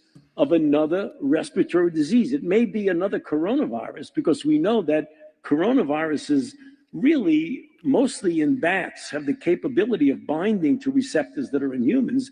It could be another flu. We're dealing with H5N1 now, which is bird flu, which has taken the somewhat disturbing step of infecting mammals, namely cows and cats and other mammals, which means it's adapting itself more to a human.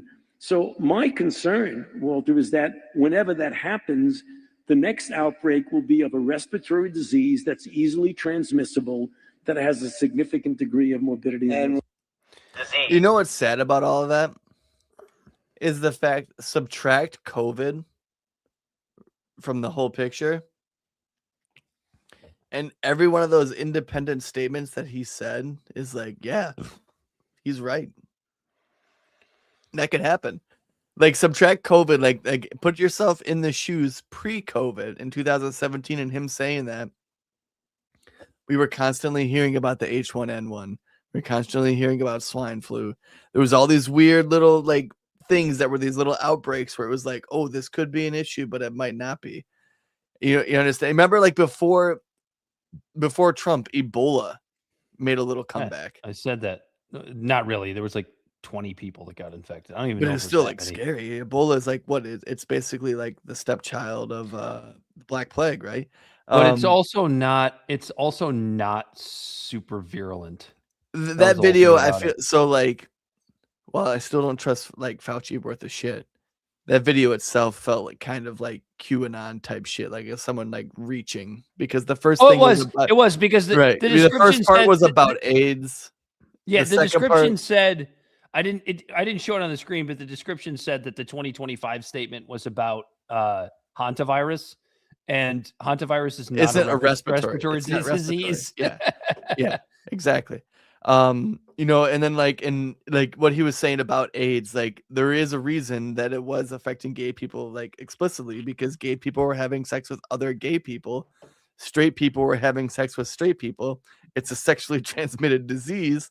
So if it's in a population of people who are all having sex with each other, there's probably a reason why it was mostly there and not with people who were straight. You're gay. That's what he was basically telling them. Yes.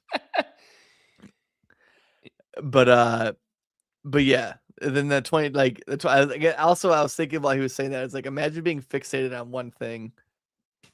It's like a racist who thinks Muslims are taking over their city, that like every time he sees a brown person he's like, see, this is happening, this is happening, this is happening. It's just he does it with viruses instead of black people or brown people. Like when you go on Twitter and you see people tagging Dearborn, Michigan. And you and I, who are very close to Dearborn, Michigan, going Jake Lang doing his protest march saying Dearborn, Michigan is under Sharia law, and behind them is like a fucking McDonald's, a fucking that sells bacon, a nativity scene, and a strip club.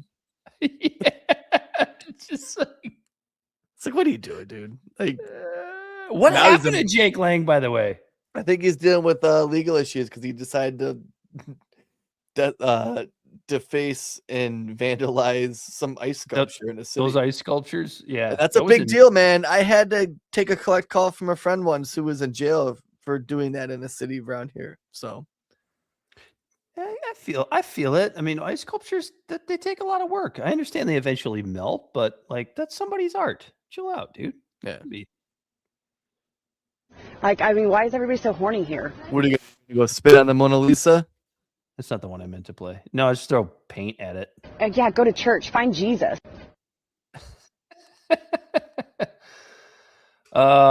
Hantavirus going to be the next COVID, Corey? I don't think we're there. I hope not, because this one does seem a little nasty.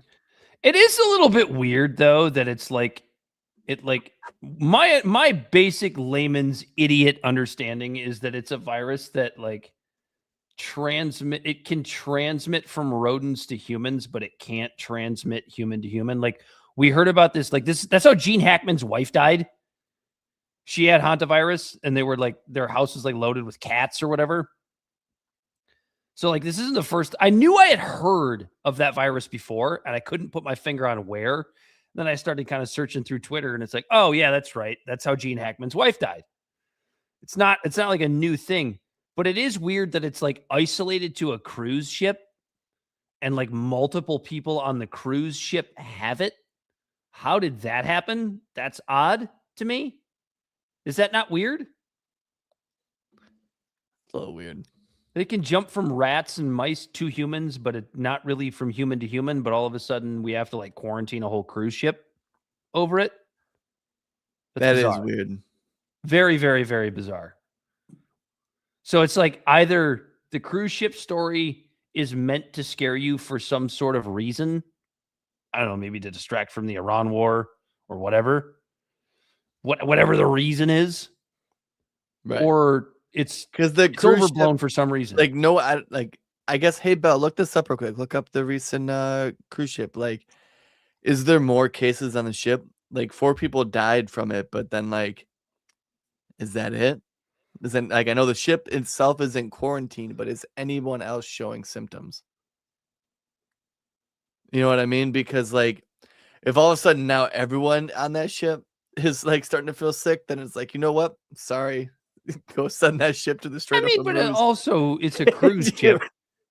Yeah. Send that thing to the Strait of Hormuz. Yeah, send that. Go ahead and send that to the blockade of the Strait of Hormuz and wish them luck. It's a cruise ship. It's a cruise ship, though. Because if they make it, then you know what? Let them live. The amount of fucking illnesses that fly around cruise ships all the time, or it's just another reason for me to never want to go on a cruise. I've never had any. I've been on one cruise, and it was a hell of a good time. I don't. We I have. don't we have 5 confirmed cases and 3 suspected cases. They no have deaths. No, there was like no, like 3 or 4 people died. I think it's 3 people. The cruise ship is on course to arrive in Spain on Saturday. Health authorities trace contact cases from the roughly 40 people who have already disembarked. It's just like contact cases. Like, what does that mean? Like, it can't be like, as far as we know, it can't be transmitted from human to human. They probably let them disembark and then put them in a quarantine. But 3 people died. I know that. Yeah, as far as beyond that, I think that there's 5 people that are sick and then 3 people that they think are sick. And then 40 people have been gone from the boat. So there's people still on the boat. They're taking the boat to Spain, but they're also taking people off of the boat. I don't know. It sounds stupid as fuck if you ask me. Yeah, they're just dropping people off all over the world. And I don't take no orders from no woman, by the way. So I guess let's see. I got a nosinator. Yeah, that'll do it. You have a fucking Faraday cage too? No. You gonna wear a mask to Kroger tomorrow? I got a couple N95 still from COVID days. I still see people in masks. Oh, that's so People funny. people it became their cushion. You know what I mean? It became their adult blankie. Yeah, that's cute. Don't get bogged down by all the haters out there. If they want to wear a mask, let them wear a mask. Yeah, I don't really care, but I always look at them a little like, why? Why? Dan, literally, I could walk into the store tomorrow and everybody could be wearing a mask. And if the government isn't trying to force me to do it, I could give 2 shits. Yeah, that's what I mean. I don't care. I'm not like, take that off. What are you trying to prove? But I do look at them and go, why? Yeah. Why? I don't get it. I don't get why. Anyway, let's get out of here. Yeah, let's go on. I gotta go to bed. No, you don't. I do. I graduate tomorrow. Oh, that's cute. You got I'm your cap and walking gown? Yeah, I do. Still podcasting for a living. I wish it was for a living. Exactly. Tell the people where they can find us, Corey. Libservative Podcast is found on all social media and podcast platforms. Our website is libservativeshow.com. We can be found at Libservative on Facebook, YouTube, and Twitch. Instagram and Twitter at LibservativePod. Our TikTok videos can be found at Libservative Podcast, and you can reach out directly at libservativepod@gmail.com. Subscribe today. Please. And, you know, we do want to make this a daily thing and a livable if you like the show, share it with a friend. Word of mouth always helps best. I mean, I share podcasts with Corey. Corey shares them with me, and that's how I hear about probably 50% of the podcasts I listen to. Look at that. See, so do that. And you do the same. No, you don't. You don't listen to anything I fucking send you. You don't read my texts. You don't watch my fucking Twitter videos that I send you. This is radio for one, Dan. You need to stop. This is radio for one. No, it's not. Everybody needs to know this. Everybody needs to know about your irresponsibility toward the show. You're a fat loser and you have body odor. That too. I'm sorry. Anyway, Bell the Bodysnatcher all night on the ones and twos. He as always has been Corey Walsh. Go outside, nerd. Get out. Go. I ain't got time to be distracted by your worthless chime-ins. Go on. He's Dan Griffin. It's been Libservative Intellectual Idiots fostering political and cultural literacy and the world's smartest internet show. And until next time. Time for a little drinking pool. Cheers, genitals. We are out of here.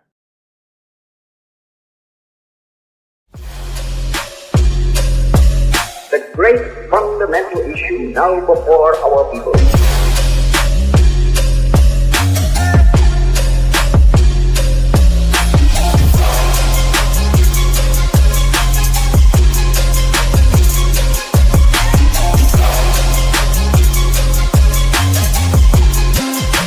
We, the people, cannot turn back.